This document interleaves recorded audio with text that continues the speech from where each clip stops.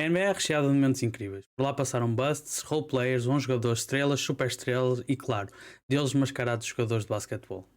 Hoje gostava da história de Kobe Bean Bryant e porque é, na minha opinião, ele ser um deus entre os humanos, no que diz respeito ao basquetebol.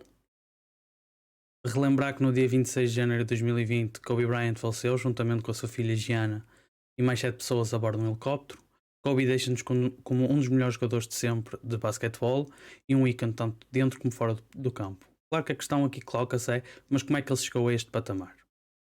Para começar, vamos recuar até 1996, mais propriamente ao draft. Este era um draft cheio de talento e considerado por muitos um dos melhores drafts da NBA. Tinha Allen Iverson, Ray Allen, Steve Nash, por exemplo, e claro, um jovem Kobe Bryant. Vim diretamente do high school, uma coisa que não era propriamente comum na NBA.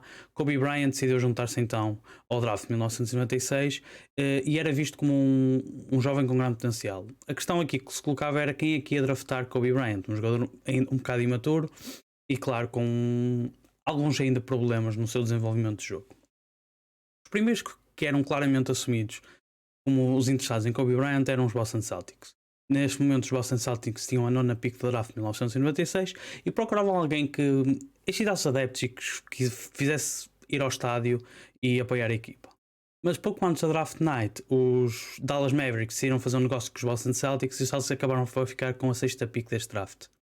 E era assumido que se ficássemos entre as 6, quem ficasse com as primeiras 6 picks do draft, ia escolher aquele grupo que era chamado Big Six. 6 jogadores que mostraram grande potencial no college e que eram vistos como grandes prospects. Eles eram Allen Iverson, Marcus Camby, Shair Abdul-Rahim, Stephen Marbury, Ray Allen e, claro, Antoine Walker, que acabou por ser draftado então pelos Boston Celtics. Era difícil para qualquer uma destas equipas apostar em alguém tão jovem e estes jogadores, de uma maneira ou de outra, trouxeram algum sucesso às equipas. Allen Iverson foi MVP e chegou à final da NBA. Marcus Camby acabou por ser Defensive Player of the Year. Sharam Abdul-Rahim se calhar foi o que teve menos sucesso destes 6, mas ainda assim era um grande jogador. Escolheu um franchise um bocado mau, que era o Vancouver Grizzlies na altura. Stephen Marbury era visto como um grande jogador, teve alguns problemas off the court. Ray Allen acabou por ser duas vezes campeão da NBA e um dos melhores atiradores de sempre da linha de 3 pontos. E depois Antoine Walker. Claro que quem não conhece o Antoine Walker pensa que deviam ter escolhido os Boston deviam ter escolhido Kobe Bryant, e claro que deviam ter escolhido, acabou por ter uma melhor carreira, mas Antoine Walker era um grande jogador e quem o viu jogar sabe que tinha enorme potencial. Os problemas fora do campo é que se calhar arruinaram um bocado a sua carreira. Assim sendo, os Celtics ficaram fora do caminho, porque ficaram com a sexta pick e estavam interessados em draftar o Antoine Walker, e então isso abriu o caminho para os Lakers de Jerry West. Na altura era o general manager dos Lakers. Contudo, os Lakers já tinham a 25ª pick essa que usaram para draftar Derek Fisher, e seria pouco provável que o Kobe Bryant acabasse por cair tão baixo no draft. Assim começou a engendrar um plano, ou seja, haviam poucas equipas interessadas num shooting guard. Na verdade, no draft haviam apenas uma equipa que pudesse querer draftar alguém para o backcourt, e eram os New Jersey Nets. Os New Jersey Nets claramente precisavam de jogador para aquela posição, eles tinham mais ou menos todas as posições bem definidas e precisavam de um shooting guard. De uma maneira ou de outra, Jerry West conseguiu convencer os Hornets os Nets, desculpem, a não picar Kobe Bryant, e eles acabaram por picar o Kerry Kittles, que na verdade foi um bom jogador, nunca chegou ao nível de Kobe Bryant, mas era um sólido shooting guard vindo do college, então era uma pick mais ou menos segura. E depois sobravam com quem é que eles iam trocar então esta pick. E a equipa que eles escolheram foram os Hornets. Os Hornets na altura tinham a posição de shooting guard já preenchida, porque tinham o Del Curry, pai de Steph Curry, e tinham ainda o Kendall Gill, que era um bom jogador. O Kendall Gill era um bom defensor e o Del Curry era um bom atacante, e precisavam de alguém para a center position para fazer companhia ao Larry Johnson. E então os Lakers decidiram trocar o Vlad Divac, que já tinha sido campeão pelos Los Angeles Lakers, por Kobe Bryant. Na altura pareceu uma troca um bocado estranha, porque é que os Lakers queriam apostar num jovem Kobe Bryant, mas a verdade é que o Vlad Divac nunca mostrou grandes capacidades nos Lakers, e claro, com a possível chegada de Shaquille O'Neal aos Lakers, fazia sentido então trocar o poste jugoslavo. A primeira época de Kobe Bryant não foi propriamente uma daquelas épocas que toda a gente fica espantada e grande trabalho deste rookie. A verdade é que Kobe Bryant jogou 71 jogos, onde foi apenas 6 titular. marcou 7.6 pontos por jogo em 15.5 minutos por jogo. Não foi nada espetacular, mas mostrava algum potencial e era claramente um dos favoritos pela massa adepta não só dos Lakers como da própria NBA. Mas a questão aqui é que colocamos é como é que passamos deste Kobe Bryant para o Black Mamba que nós conhecemos hoje em dia, para aquele jogador com marca bem, defende bem e quer ganhar. E a verdade é que essa motivação ele encontrou num jogador chamado Allen Iverson. O Allen Iverson foi no início da carreira o grande rival de Kobe Bryant.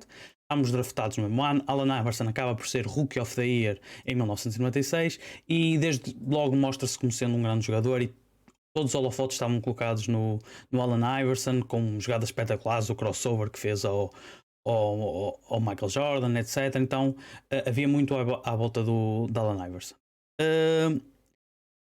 O primeiro momento que fez com que Kobe Bryant quisesse mudar a pilha, ou seja, ser um jogador melhor, principalmente a nível atacante, aconteceu a 12 de novembro de 1996. Kobe Bryant tinha vindo um jogo dos Rockets, onde tinha jogado 5 minutos, marcou 2 pontos, mas ele também tinha jogado bem, tinha jogado defesa sólida, tinha ajudado a equipa a atacar e estava contente com o seu desempenho, apesar de tudo. Mas quando liga à televisão, vê que Allen Iverson marca 35 pontos em pleno Madison Square Garden, numa equipa dos Knicks que era forte e costumava ir aos playoffs, e segundo ele, virou a cadeira e a mesa do quarto hotel, e nesse momento decidiu que tinha que trabalhar mais e jogar melhor para chegar ao nível do Allen Iverson. Com o passar do tempo, então Kobe começou a ser um grande jogador ofensivamente. No segundo ano chega mesmo aos All-Stars, é nomeado para os All-Stars porque os adeptos adoram e ele é um jogador eletrizante, mas ainda assim faltava qualquer coisa. E principalmente a nível defensivo. E esse era o grande problema dos Lakers até à época de 1999, não conseguiam ir muito longe nos playoffs, porque faltava um bocado de defesa, apesar de terem Shaquille O'Neal, o ataque era bom, mas a defesa ainda não estava lá. E esse momento em que Kobe decide ser um lockdown defender que toda a gente conhece, ele já era bom defensor, claro, mas ainda melhor, aconteceu no dia 19 de março de 1999, num jogo em que os Lakers defrontam os Philadelphia 76ers e o Kobe tinha que marcar Allen Iverson. Toda a gente sabe que é uma tarefa difícil marcar Allen Iverson, ele já fez alguns momentos em que humilhou jogadores, por exemplo, o lance do Michael Jordan, e claro, ninguém se pode esquecer do ano 2001 quando ele passa por cima do Tyronn Lue, ou seja, marcar o Allen Iverson era difícil porque podia correr o risco de ficarmos marcado para sempre num daqueles highlights em que caímos ao chão de um crossover. Kobe Bryant fez tudo para marcar Allen Iverson, mas foi impossível. O Allen Iverson marcou 41 pontos e o Kobe não conseguia travar. Então nesse momento ele passou a assistir todos os jogos do Allen Iverson, ver cassetes, a maneira como ele se mexia e arranjar a melhor maneira de defender. E claramente isso notou-se.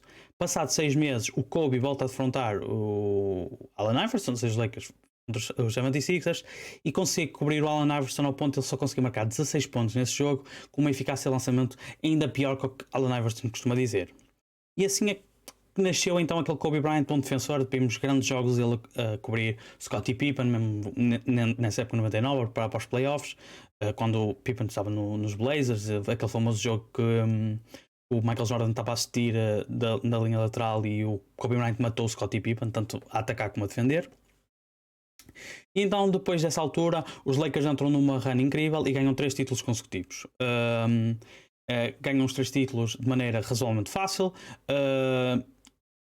mostram claramente que são a melhor equipa da NBA, têm um dynamic do incrível, e mostram que as equipas, principalmente da Eastern Conference, não tinham grandes hipóteses para parar então os Lakers de Kobe Bryant e Shaquille O'Neal. Nesta altura a equipa ainda era a equipa do Shaq, não era a equipa do Kobe, mas apesar de tudo, aquela narrativa que muitos usam para dinamizar o valor que o Kobe tinha naquela equipa é que o Shaq carregou os Lakers, e isso não é verdade. O Shaq sem o Kobe nunca teria ganho aqueles 3 títulos. O Kobe foi extremamente importante, marcou cerca de 25 pontos por jogo.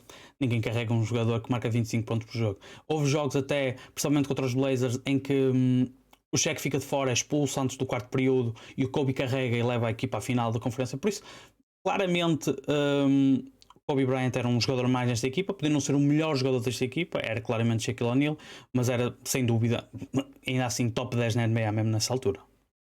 Depois desses 3 títulos, os Lakers estavam a tentar ganhar mais, mas é sempre difícil arranjar motivação para uma equipa que está sempre a ganhar, isso acontece sempre, seja no basquetebol, no futebol, em qualquer desporto. E no ano seguinte eles são eliminados na segunda ronda de playoff pelo San Antonio Spurs.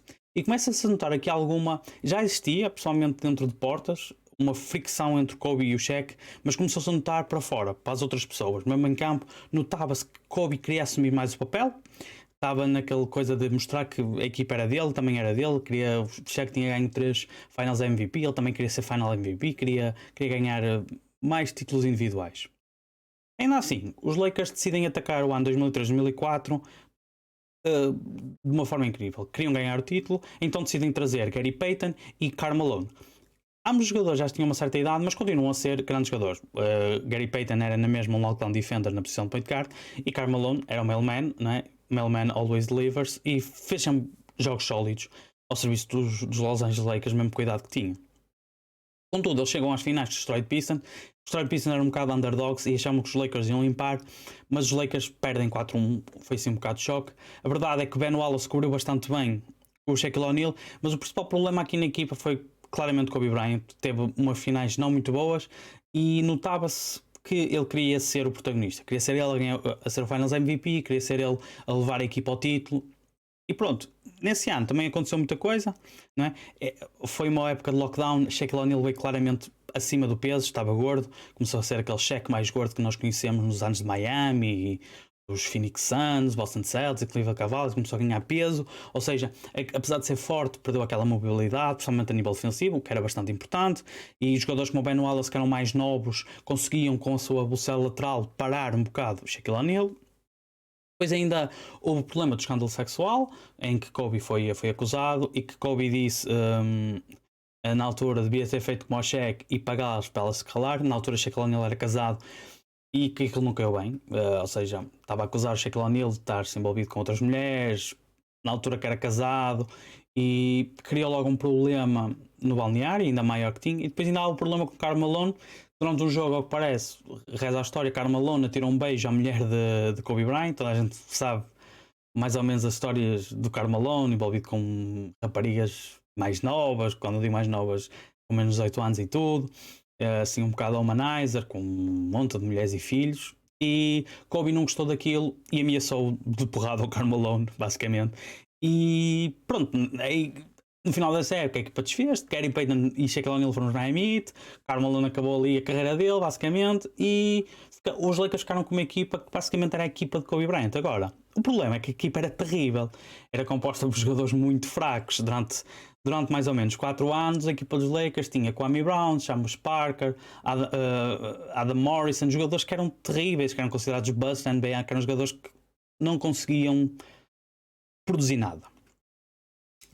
Chega ao ano 2008 e o chip muda de alguma maneira. A equipa dos Lakers estava a ficar gradualmente melhor.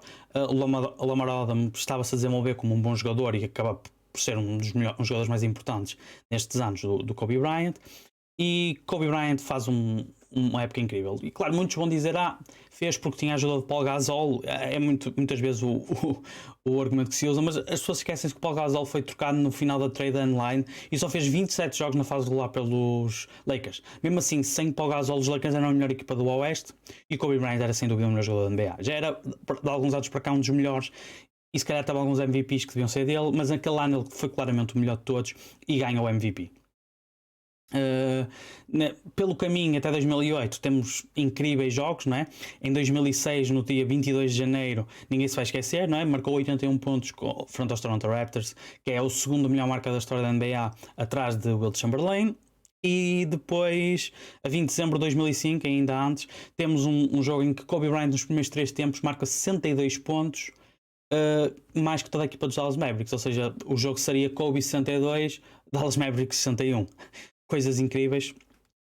E o ano 2008 só mostrou que realmente Kobe Bryant era um grande jogador e ganha o MVP. Nesse ano chega à final contra os rivais Boston Celtics e, de um bocado de surpresa, os Boston Celtics tinham uma grande equipa, tinham um chamado Big Three mais o Rondo, ou seja, era Big Three mais um, era Rajon Rondo, depois tinham Ray Allen, Paul Pierce e Kevin Garnett, ganham a final 4-2. E há aí um bocado, dizem que o Kobe Bryant fez um bocado de show. Eu acho que simplesmente foi bem defendido. O Ray Allen era um bom defensor. Na altura também tinham lá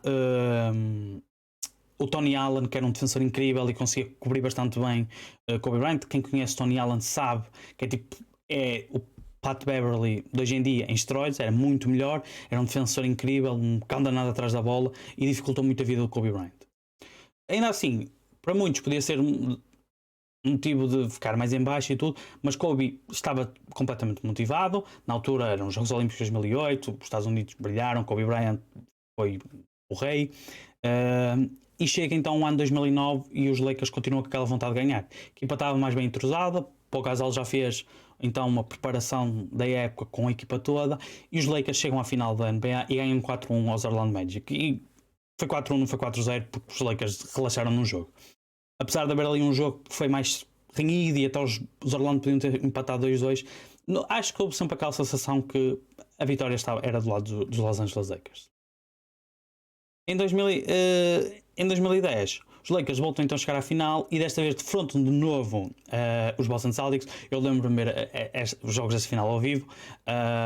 Kobe faz umas finais incríveis juntamente com o Pau Gasol e ainda alguns roleplayers que destacaram. Lembro-me de, por exemplo, o Sasha Vujacic, não sei se alguém se lembra, mas que teve um jogo em que marca tipo 5 triplos e foi incrível e ajudou muito os Lakers. Os Lakers ganham 4-3 essa final e o Kobe é nomeado então Finals MVP pela segunda vez e chega assim àquele marco da carreira, ou seja, já tinha mostrado que realmente era um sólido e que ia ficar na jornada de NBA. Já tinha 5 títulos, mas Kobe, toda a gente conhece Kobe, sabe que ele queria mais. Os Lakers a partir daí começam a abrandar, a idade começa a apanhar os jogadores, as lesões, etc. Mas em 2012, em resposta mais ou menos ao Big Three formado em Miami, de Chris Bosh, Dwayne Wade e LeBron James, os Lakers decidem fazer uma coisa parecida.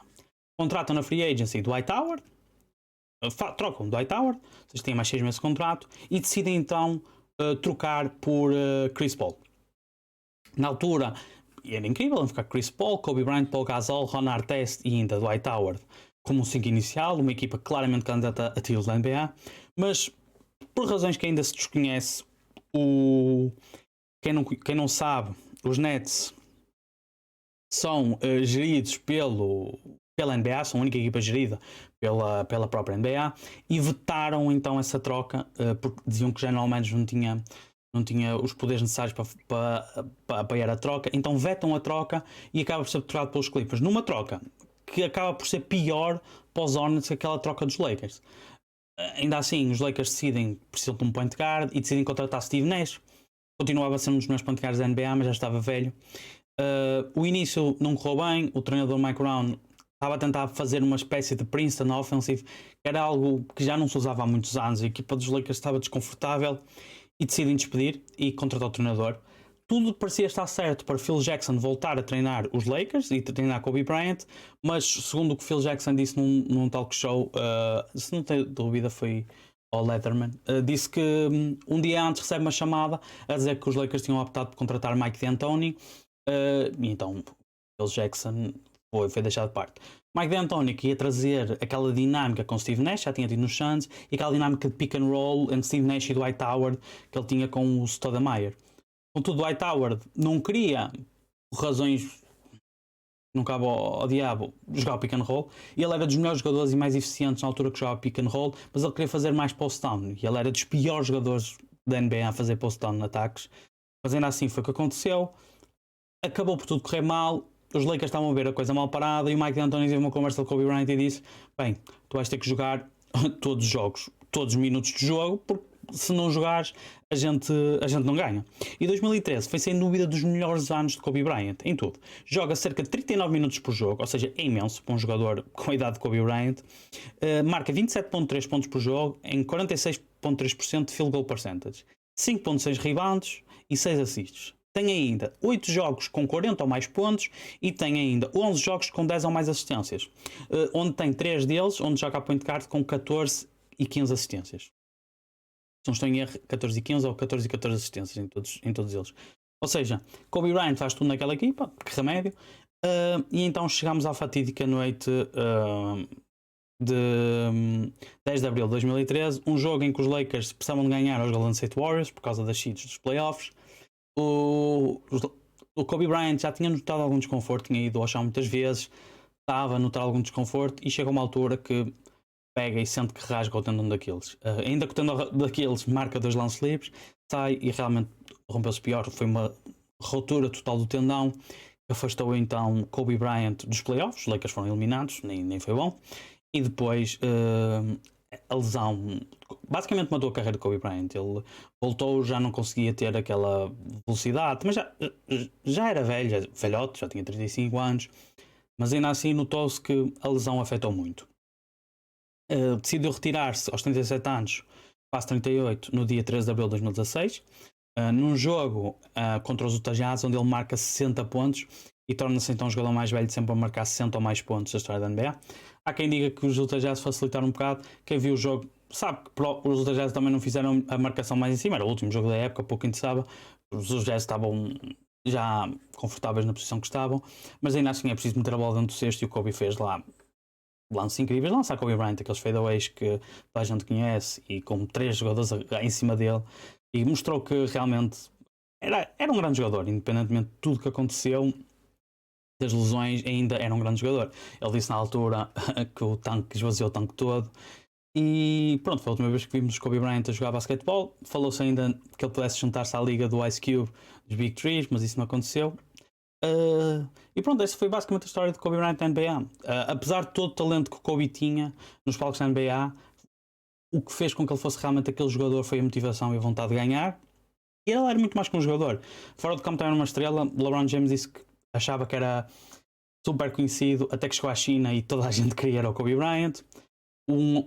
Outra história, um dos anos em que o LeBron James vende mais camisolas que Kobe Bryant liga-lhe e diz: vendes mais camisolas que eu, porque toda a gente já tem uma camisola minha. E pronto, era aquela mesma mentalidade de sempre querer ganhar.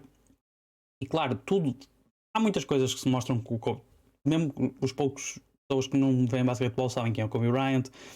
Toda a gente conhece pelo menos uma pessoa que já atirou algo ao cesto e gritou Kobe antes de lançar, nem que seja um caixote ou algo assim. É prova que era muito mais que um basquetebolista, era um ícone para muita gente, e na minha opinião, claro, é um dos melhores jogadores sempre da NBA, e como disse, era um deus entre os humanos. E pronto, este vídeo é assim um bocado diferente, mais em género de podcast, por assim dizer, mas pronto, fica aqui a história de Kobe Bryant. Espero que tenham gostado. Não se esqueçam de subscrever o canal, deixem like e comentem os vossos momentos favoritos do Kobe Bryant. Obrigado.